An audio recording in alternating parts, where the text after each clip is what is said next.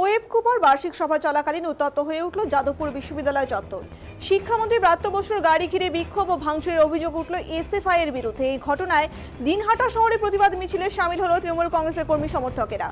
শনিবার সন্ধ্যায় দিনহাটা শহরে শহীদ কর্নার এলাকা থেকে তৃণমূল কংগ্রেসের প্রতিবাদ মিছিল শুরু হয়ে দিনহাটা শহর পরিক্রমা করে। এই দিনের মিছিলের নেতৃত্ব দেন দিনহাটা শহরের ব্লক তৃণমূল কংগ্রেসের সভাপতি বিশুধর, দিনহাটা শহরের ব্লক তৃণমূল যুব সভাপতি মৌমিতা ভট্টাচার্য সহ আরো অনেকেই।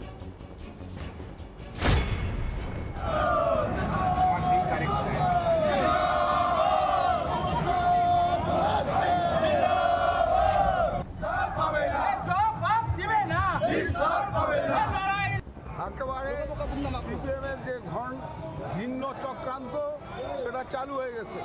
একেবারে নিতান্ত ভদ্রলোক আমাদের মন্ত্রী ব্রাত্য বসু আজকে যাদবপুরে তাকে হেনস্থা করা হয়েছে। আমাদের পার্টির নেতা কর্মীদের উপরে চড়াও হয়েছে এবং আমরা মনে করি সিপিএম যে ৩৫ বছর ধরে যে অত্যাচার করে আসছে বাংলায়, সেখান থেকে আজকে বাংলা অনেক ভালো জায়গায় চলে গেছে। আবার বাংলার সম্মানকে নষ্ট করার জন্য সিপিএমের চক্রান্ত আবার শুরু হয়ে গেছে। আমরা তৃণমূল কংগ্রেস থেকে আজকে এই প্রতিবাদ মিছিল করছি। এই মিছিলের মধ্য দিয়ে আমরা বার্তা দিতে যাচ্ছি, এই শান্ত বাংলাকে অশান্ত করবেন না। শান্ত বাংলাকে অশান্ত করার চেষ্টা করলে, সংস্কৃতির বাংলাকে অশান্ত করার চেষ্টা করলে আমরা তার একেবারে উপযুক্ত জবাব দেব।